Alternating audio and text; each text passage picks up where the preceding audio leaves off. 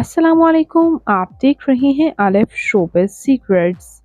आज के इस वीडियो में मैं बात करने जा रही हूँ पाकिस्तानी प्रोमिनेंट पॉलिटिशियन सलमान तासीर के बारे में। सलमान तासीर की हसीन बेटी, आज की इस वीडियो में जानेंगे उनकी मॉडल बेटी से आज आपको मिलवाने वाली हूँ। तो उससे पहले अगर आप मेरे चैनल आलिफ शोबिज़ सीक्रेट्स पर नए हैं तो मेरे चैनल को सब्सक्राइब कर लें।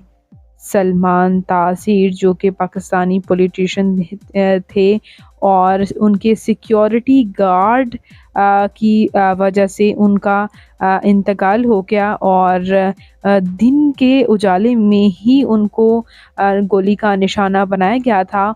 उनकी हसीन बेटी तो मशहूर व मारूफ मॉडल निकली।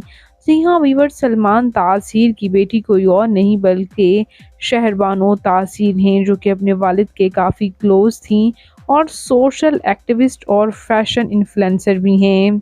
शहरबानो इसके साथ साथ मैगज़ीन्स के लिए भी राइट करती हैं और न्यूज़पेपर में भी इनकी राइटिंग का कोई जवाब नहीं। एज अ राइटर भी इन्हें काफ़ी पसंद किया जाता है।